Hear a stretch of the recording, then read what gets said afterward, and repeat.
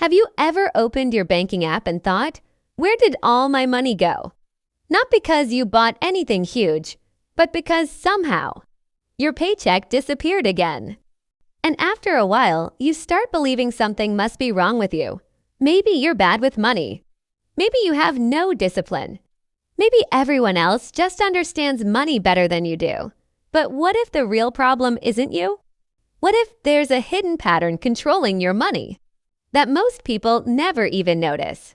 Because according to behavioral finance research, people are far more influenced by habits, environment, and automatic spending triggers than they realize. And once you see this pattern, your entire financial life starts making a lot more sense.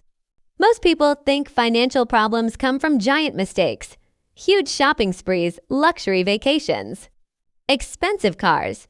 But for most people, that's not what actually drains their money. It's invisible spending. Tiny purchases that feel harmless in the moment: coffee, delivery fees, subscriptions, snacks, convenience purchases, random Amazon orders, or treating yourself after a stressful day. One purchase doesn't feel important, but the pattern is what matters. Because your brain doesn't naturally track repeated small spending very well. Researchers call this habitual spending blindness. When a purchase becomes routine, your brain stops treating it like a real decision. It becomes automatic, and automatic spending is dangerous because it doesn't feel emotional anymore. You don't even remember doing it. That's why people are shocked when they check their account balance, not because they made one terrible choice, but because they made 40 invisible ones. Here's something most people never realize. Your brain is designed to save energy. That means it constantly searches for the easiest possible decision. And companies know this extremely well. That's why modern spending is built around convenience. One-click ordering, tap payments, auto-renew subscriptions, food delivery apps, buy now, pay later systems.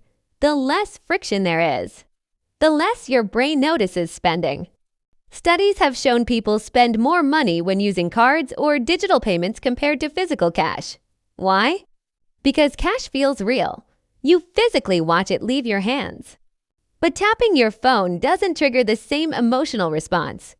Your brain barely registers it, and over time, convenience slowly turns into financial leakage, not because you're irresponsible, but because your spending system was designed to make buying feel effortless.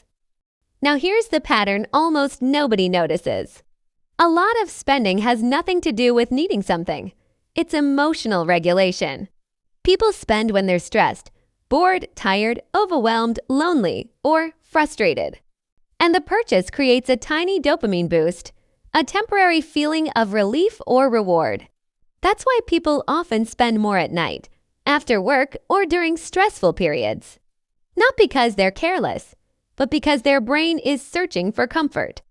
The scary part: the relief doesn't last very long, so the cycle repeats: stress, spend, temporary relief, regret, and repeat.